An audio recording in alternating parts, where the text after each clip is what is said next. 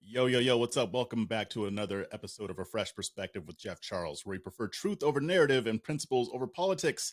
And today we're diving into another topic related to healthcare. This was in the news recently, especially since the election is less than 1 week away. But I'll just get right into it. So, House Speaker Mike Johnson, who happens to be my representative here in Louisiana, he recently announced that if Donald Trump wins the election on Tuesday, Republicans will seek to make massive healthcare changes, including an end to Obamacare. Where have you heard this before? Does this sound familiar? I feel like I'm living in the Twilight Zone or going back in time a little bit. Like I step into the Wayback Machine. I seem to remember another time when Republicans said this exact same thing. So if you are looking forward to this, I wouldn't hold my breath because last time they said this, they did next to nothing. Anyway, so this sounds like a big deal, right? But would this be a good thing, getting rid of Obamacare? We're going to I'm going to unpack this a little bit when I learn how to talk right. And a spoiler alert, it might just have a surprising effect on Kamala Harris's campaign.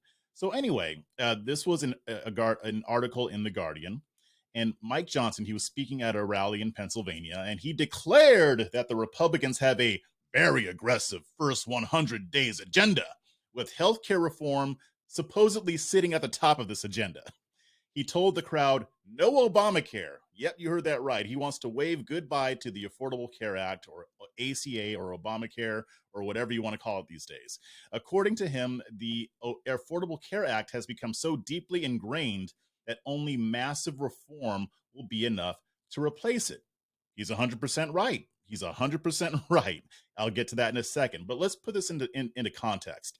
So, Trump, during his first term, he proposed a healthcare overhaul that would included cutting back on federal healthcare spending by more than $1 trillion over a decade. Now, Johnson, according to what he's saying, seems to be on the same page with that. He envisions a more free market based healthcare system with fewer government regulations. You've heard me talk about this. He described the current system as a quote, a boot on the neck of job creators and entrepreneurs. You're right. He is 100% right. And, being a libertarian or even if you're a conservative, that sounds good to us because it's absolutely true. Less government, more freedom for people to make their own choices in the marketplace. That is what's needed. But here's where things get a little interesting, according to the article in The Guardian. In battleground states, healthcare is one of the top concerns. It comes only behind issues like the economy, inflation, and threats to democracy, whatever that means. But the weird thing is that healthcare hasn't really been discussed much this during this election season, even though it's a top issue. I mean, both candidates have discussed it a little bit, but in general, not a whole lot. Maybe because most people are more concerned about the economy and also those sensational, hot button, outrage inducing issues as well. According to recent polling, uh, Kamala Harris is actually outpolling Trump when it comes to healthcare. Why is that? Why is that? There's a couple reasons. Well, first, Democrats are leaning hard on the argument that over 20 million people have gained health care coverage since Obamacare was passed, and a rollback would jeopardize coverage for those who have pre existing conditions. That's the first reason. The second reason goes back to something that's been a reality between the Republican Party and the Democrat Party for ages, since the beginning of time, since before America was created, before Democrats and Republicans existed. Here's the thing. Here's what always happens. Democrats come up with really stupid solutions, really dumb ideas that sound great. They come with these solutions. Republicans complain about those solutions and rightly criticize them. But then when you ask Republicans, well, what do you want to do?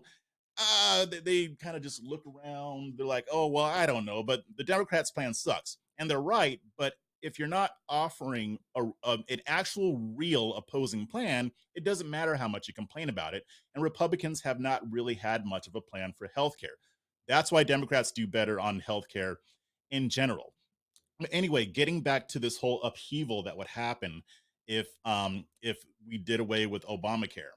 If voters fear losing their current coverage, they might gravitate toward a candidate who pledges to keep those safeguards. But here's the kicker. Does more coverage always mean better health care? That's something worth questioning because the answer is hell to the no. This brings me to the big question. Can a free market approach make healthcare more affordable and efficient? My answer, of course it can, if it's done right. See, here's the thing: you can't just get rid of Obamacare and then keep everything else the same and just do exactly the same thing. The problem is government involvement in healthcare often drives up costs. It complicates the system with red tape and bureaucracy, which means more money being spent by insurance companies, by pharmaceutical companies, by hospitals, other medical facilities, which and those increased costs get passed on to who? You. Let's take the 340B drug pricing program, for example. Now, it started supposedly with good intentions to help hospitals buy discounted drugs for low income patients. But now, many hospitals and healthcare providers have turned it into a cash cow. They use this program to buy these drugs at steep discounts that are mandated by the government, and then they sell them at inflated prices. And what happens to the difference? Well, that goes into their pockets. This is government meddling in action, guys. Or look at the prescription drug affordability boards. These are boards that are appointed by the state, and not all states have them, but a lot do. And these boards were designed to cap drug prices, price controls, like what Kamala Harris is proposing for lowering drug or grocery prices.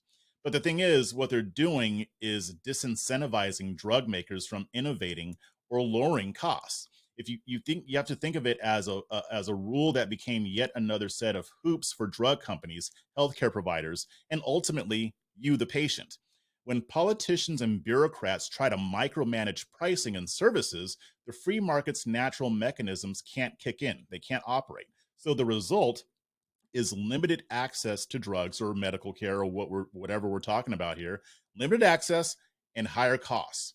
And if more of a free market healthcare system, which we don't have anything close to that right now, these distortions and inefficiencies wouldn't happen. I'm not saying it would be perfect. There would still be other issues. There is no perfect system.